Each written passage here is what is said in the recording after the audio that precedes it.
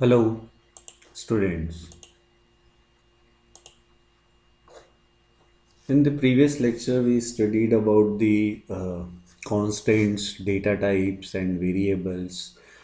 हमने देखा था कि किस तरह से हम लोग वेरिएबल्स का डिक्लेरेशन करते हैं, किस तरह हमें वेरिएबल्स में वैल्यू असाइन करनी है, मीन्स इनिशलाइजेशन करना है। वो हमने प्रीवियस लेक्चर में हमने लर्न किया था। इस लेक्चर में हम लोग कुछ सी ऑपरेटर्स के बारे में हम लोग पढ़ेंगे, about the C operators. Operators जो होते हैं that are the symbols that is use to perform some mathematical, logical और मैथमेटिकल ऑपरेशंस। मीन्स मुझे कोई मैथमेटिकल या लॉजिकल ऑपरेशन अगर करना है, ठीक है। लॉजिकल मीन्स हम बोल सकते हैं कि मुझे कोई कंपैरिजंस करनी है वैल्यूज़ की, तो हम उन ऑपरेशंस को बोल सकते हैं that are the logical operators, ठीक है। लॉजिकल एंड मैथमेटिकल्स में जब मुझे कंप्यूटेशन करना है, कुछ कैलकुलेशंस करना है, तो हम लोग को हम बोल सकते हैं that is the mathematical operations, ठीक है। तो जो सिंबल्स हम लोग यूज़ करते हैं उनके लिए, that symbol is known as operators, ठीक है। यहाँ पे हमारे पास सी ऑपरेटर जो होते हैं that is use to combine, join or combine the individual constants और variables to form a expression। मीन्स हम बोलें तो अगर मैं बोलूँ आपको a equal to B plus C, this is the expression. Plus is a operator, equal is also a operator, b is a variable and c is a variable. सबसे first क्या होगा यहाँ पे हमारे पास b और c जो हैं, इनकी वैल्यूज़, इन दोनों की वैल्यूज़ ऐड होगी और इन दोनों की वैल्यूज़ ऐड होके कहाँ असाइन हो जाएगी, a में, ठीक है। This a equal to B plus C is a expression, ठीक है। Operators, functions, constants, variables are combined together to form a expression, ठीक है। यहाँ पे हमारे पास सी के अंदर कुछ 8 टाइप्स ऑफ ऑपरेटर्स होते हैं। First is the arithmetic operator, second is the assignment operator, relational operator, logical operator, bitwise operator, conditional और ternary operator, it is also known as ternary operator, increment और decrement operator and special operator. This are the 8 operators जो हम लोग study करेंगे, या हम बोले तो सी के अंदर होते हैं। This 8 types of operator, arithmetic, assignment, relational, logical, bitwise, conditional, increment और डिक्रीमेंट एंड स्पेशल ऑपरेटर। तो आज हम लोग फर्स्ट 2 ऑपरेटर्स पढ़ेंगे, that is the arithmetic operators and assignment operator. Arithmetic operators जो होते हैं, this are mainly use to perform some basic mathematical operations. जो बेसिक मैथमेटिकल ऑपरेशंस होते हैं उनको परफॉर्म करने के लिए इनको यूज़ किया जाता है। जैसे कि मैथमेटिकल ऑपरेशंस हम बोल सकते हैं addition, subtraction, multiplication, division, modulus.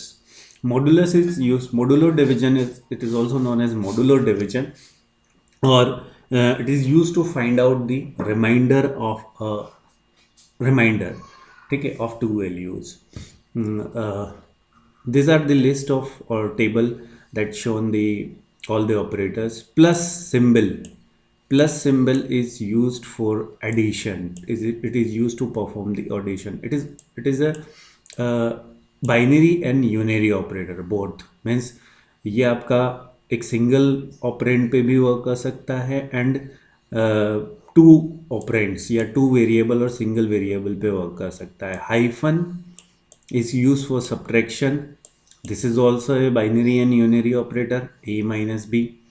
Asterisk, this is the asterisk is used for multiplication, a, this is binary operator, a multiplied by b.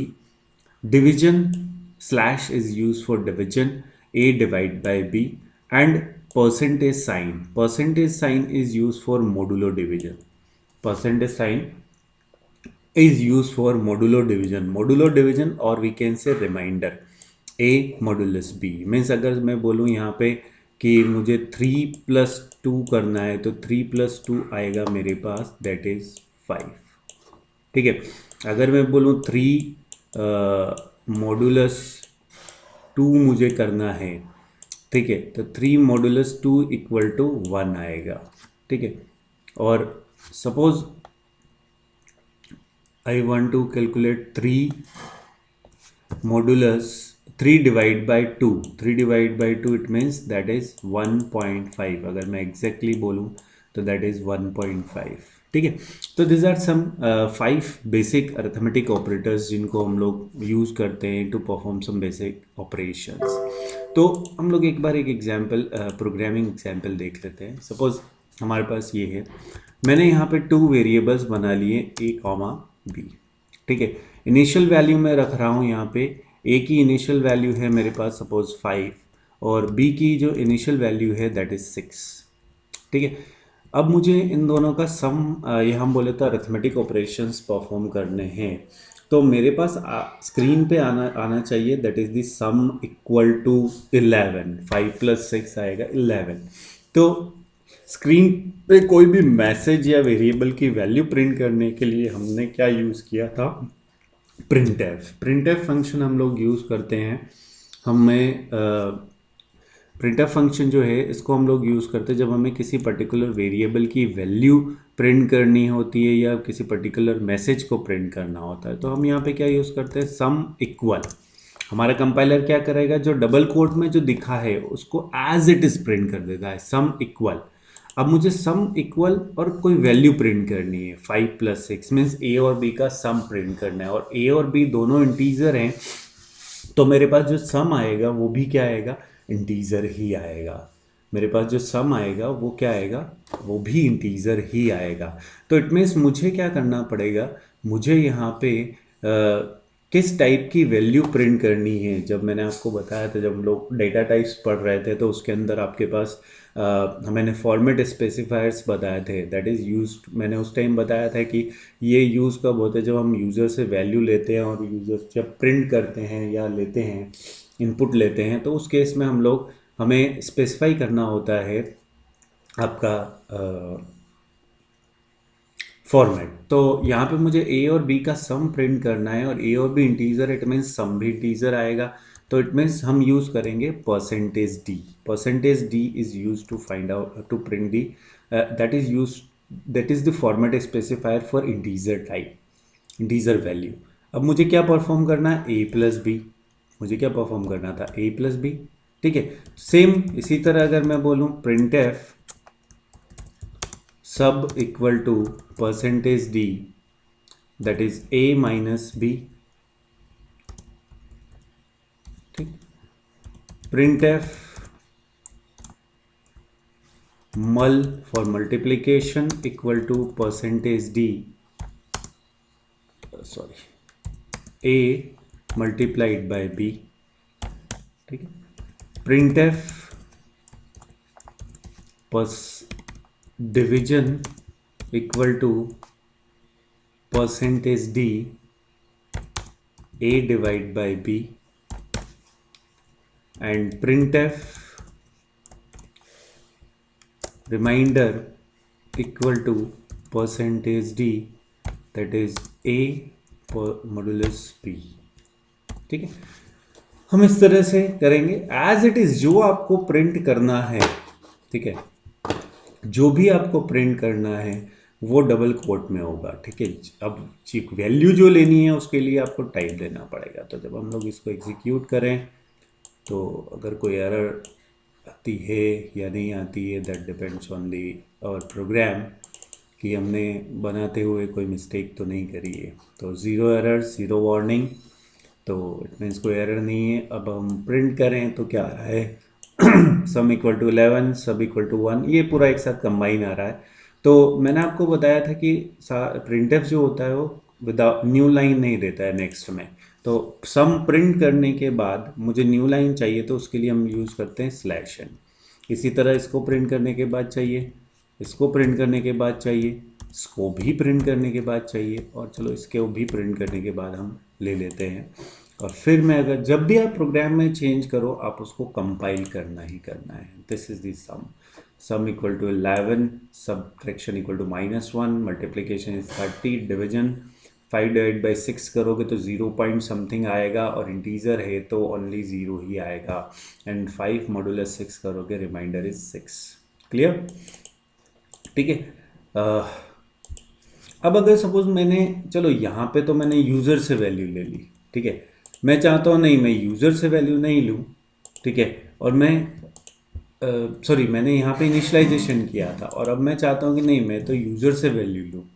तो यूज़र से वैल्यू लेने के लिए जैसे हमारे पास प्रिंटफ होता है यूज़र को आउटपुट शो करने के लिए, ठीक है, वैसे ही हमारे पास यूज़र से वैल्यू लेने के लिए हमारे पास एक फंक्शन होता है, दैट इज स्कैनएफ, ठीक है।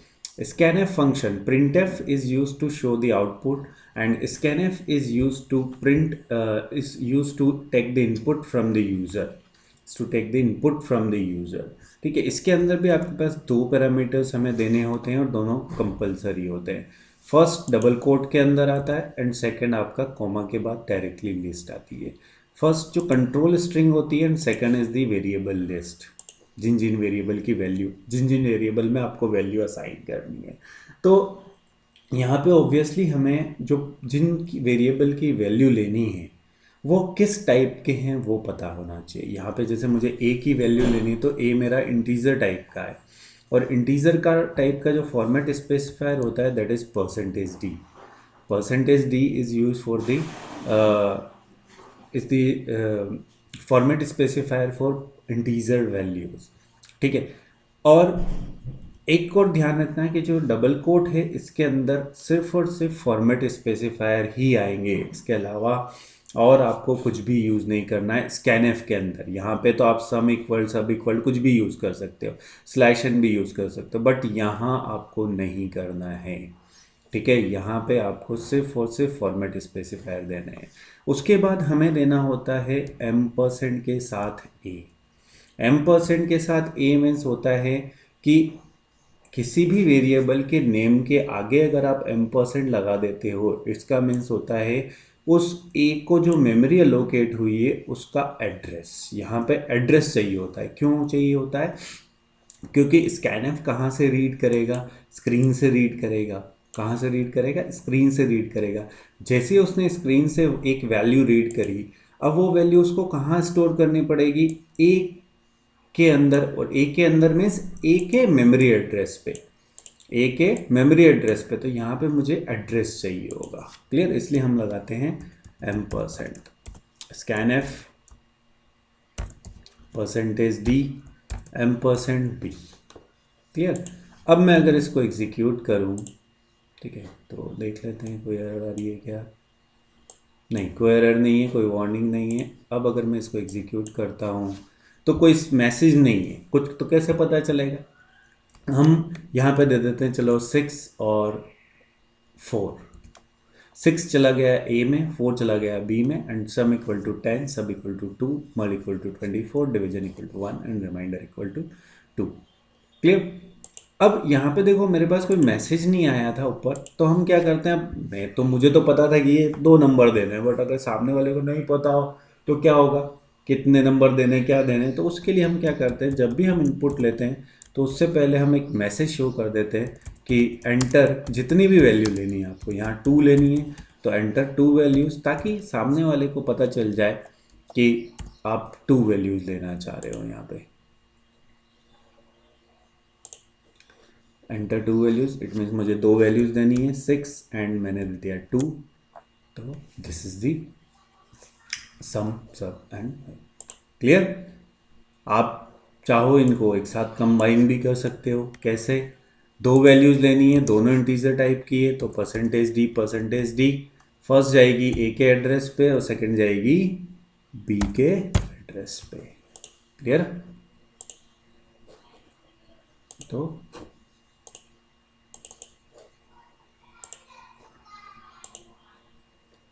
एंटर 2 वैल्यूज़, मैंने दिया 7 and 3, this is the sum sub mul division and remainder, clear? तो इस तरह से हम लोग जो हमारे अरिथमेटिक ऑपरेटर्स हैं उनको हम लोग यूज़ करते हैं। तो ये सारा हमारा अरिथमेटिक ऑपरेटर्स से रिगार्डिंग था। नेक्स्ट हमारा है, next operator is the assignment operator. This is the example, same जो हमने अभी देखा था, ठीक है, वही एग्जाम्पल है। Next is assignment operator. Assignment operator जो होता है इसको हम लोग मेनली यूज़ करते हैं जब हमें वैल्यूज़ असाइन करनी होती है, और means left hand side right hand side की value left hand side variable में, इसके राइट हैंड साइड की value left hand side variable में असाइन करनी होती है वेरिएबल की या एक्सप्रेशन की वैल्यू, तो उसके लिए हम लोग असाइनमेंट ऑपरेटर्स जो होते हैं उनको यूज़ करते हैं। यहाँ पे हमारे पास value in a C program values for the variables are assigned using the assignment operator. ठीक है, वैल्यूज़ असाइन करनी होती, तो वैसे जनरली हमने यूज़ किया है जब हमने अभी इनिशलाइजेशन किया था जिसमें हमने ए इक्वल टू 5 किया था, equal is a assignment operator, या सम इक्वल टू 10। ठीक है, there are two categories of assignment operators in C language. C में हमारे पास दो कैटेगरीज होती है। First is the simple assignment operator, it is use like equal, and a compound assignment operator, it is also known as shorthand assignment operator. It is also known as shorthand assignment operator. Example is plus equal, minus equal, multiplication equal, division equal. These are the, हम इसको आगे देखते हैं कि किस तरह से होगा। These are the operators. Equal means sum equal to 10 means 10 जो होगा इसकी ये जो राइट हैंड साइड में वैल्यू दे रखी है वो यहाँ असाइन होगी, या फिर मैं यहाँ पे करूँ sum equal to A plus B, तो it means A plus B जो है इसकी वैल्यू होके असाइन हो जाएगी एस के अंदर। सम प्लस इक्वल टू 10, ये जो शॉर्ट हैंड असाइनमेंट ऑपरेटर्स हैं ये हम तभी यूज़ कर सकते हैं जब left hand side equal sign के लेफ्ट हैंड साइड और राइट हैंड साइड दोनों तरफ सेम वेरिएबल हो। उस केस में हम लोग यहाँ पे इस शॉर्ट हैंड असाइनमेंट ऑपरेटर को यूज़ करते हैं। इसका सम प्लस इक्वल टू 10 का मीन्स होता है sum equal to sum plus 10, या सम माइनस इक्वल टू 10 का होता है sum equal to sum minus 10। Sum same वही है। ठीक है, दोनों तरफ सम है यहाँ पे, तो दोनों तरफ सेम वेरिएबल हो लेफ्ट हैंड साइड और राइट हैंड साइड, तो उस केस में आप यहाँ पे यूज़ कर सकते हो आपका शॉर्ट हैंड असाइनमेंट ऑपरेटर की, जैसे मैंने किया S equal to S plus A, S plus A, तो मैं इसको क्या, ये दोनों तरफ एस आ रहा है तो मैं इसको लिख सकता हूँ S plus equal to A. ठीक है, या मेरे पास हो कि S equal to S plus A plus 2, इस तरह से हो, तो उस केस में दोनों तरफ एस आ रहा है तो इसको मैं क्या लिख सकता हूँ S plus equal to A plus. ठीक है, तो दोनों तरफ अगर सेम वेरिएबल आ रहा हो तो उसको आप यहाँ पे रिप्रेजेंट कर सकते हो शॉर्ट हैंड असाइनमेंट ऑपरेटर। ठीक है, तो शॉर्ट हैंड असाइनमेंट ऑपरेटर यहाँ बोले तो assignment operator is use to assign the value right hand side value and the left hand side variable. ठीक है, तो यहाँ पे हम लोग अगर एक एग्जांपल इसका देख लें तो दैट इज द,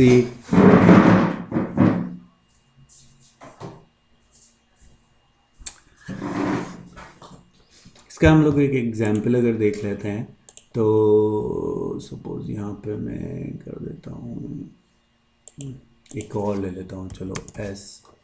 ठीक है, और मैंने सपोज कर दिया वैल्यू हम यूज़र से नहीं लें, सपोज ए इक्वल टू मेरे पास 5 है और बी इक्वल टू मेरे पास 7 है। ठीक है, मैं यहाँ पे S equal to S plus A करता हूँ।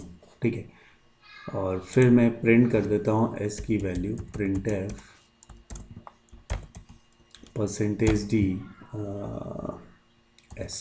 ठीक है, इसकी वैल्यू प्रिंट करनी है मुझे, तो अगर मैं इसको एग्जीक्यूट करता हूँ इट गिव्स 13 मीन्स एस। अब 13 क्यों दिया, देखो ए की वैल्यू तो 5 है। ठीक है, एस की वैल्यू क्या है, हमें तो कुछ दिया ही नहीं, तो ये 13 कैसे दे रहा है, 5 प्लस 8 कहाँ से आ रहा है इसकी वैल्यू, तो वो गार्बेज वैल्यू ले रहा है, ये इसकी गार्बेज वैल्यू ले रहा है। इसलिए हमेशा जब भी हमें इस तरह से, मैं अगर आपका कोई इनिशियल वेरिएबल है जो कैलकुलेशन के बीच में यूज़ आ रहा है, तो उस केस में आप उसको इनिशलाइज कर दो। मैं इसको इनिशलाइज कर देता हूँ 0 से। ठीक है, अब अगर मैं इसको एग्जीक्यूट करता हूँ, अब मैं अगर इसको एग्जीक्यूट करूँ तो इट गिव्स 5 राइट आंसर। ठीक है। तो इसको मैं शॉर्ट हैंड से भी लिख सकता हूँ किस तरह से, S equal to plus equal A, क्योंकि दोनों तरफ इसका मतलब ही क्या है, S equal to S plus A.